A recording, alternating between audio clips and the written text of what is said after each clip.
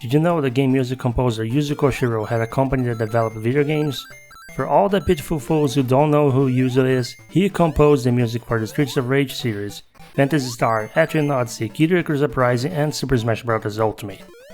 In the early 90s, he founded a company with his sister called Ancient Corp, and one of the games they developed was an 8-bit version of Sonic the Hedgehog. This version was supposed to promote the Sega Game Gear handheld, using the new successful brand started with the Mega Drive game Sonic the Hedgehog. The game ended coming out to both Game Gear and Master System, the latter which got the game 10 days earlier in November 8, 1991. The Game Gear version suffers from screen crunch, so the Master System got the superior version. This is also definitely the case for Sonic the Hedgehog 2, but that will be a topic for another mini-review. Just like with Castle of Illusion, Sonic the Hedgehog's 8-bit iteration wasn't designed to be a watered-down port of the original. It's a completely different game. The Master System and the Game Gear both lacked the insane, amazing blast processing speed of the Sega Genesis, so the game needed a different level design to fit the comparatively slower pace. Half the zones share overall themes with the original, but the final zone, the jungle zone, and the bridge zone are all unique to this version. The levels emphasize traditional platforming even more than usual, so don't expect to go fast.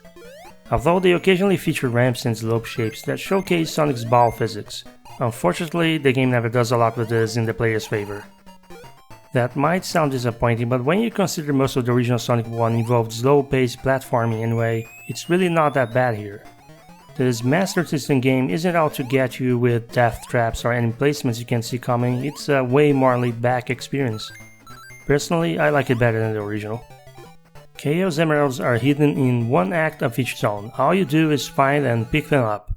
It doesn't feature special stages, instead having bonus levels for scoring extra continuous lives if you clear an act with over 50 rings. Some programming error make it so if you let the amount overflow past 99, the game thinks you didn't collect enough though, so try not to collect more than that. This is a decent 2D platformer that features Sonic rather than being a traditional Sonic game. It's probably one of the best games on the Master System once you stop crying about Sonic not going fast. But look, it's not Sonic's fault the Master System can handle too many sprites without slowing everything down. Yeah, suffice to say, if the slowdown that happens now and then bothers you, you're not gonna like this game. This is exactly why Sonic's rings don't scatter around the screen when he gets hit, by the way. In spite of this critical change, it's still a very easy game and a very short game you can finish in 40 minutes. I still don't know why so many Master System games had less playtime than freaking Super Mario Bros. 1, but it was definitely a trend with the console. A little trivia for you, this game was how many fans here in Brazil discovered Sonic due to the console's popularity as the more affordable entry point into video games in the early 90s. Anyway, even with the occasional slowdown, you should definitely play this one. Just try to avoid the version available on Sonic Origins Plus if you care at all about emulation quality. Thanks for watching, and have a nice day.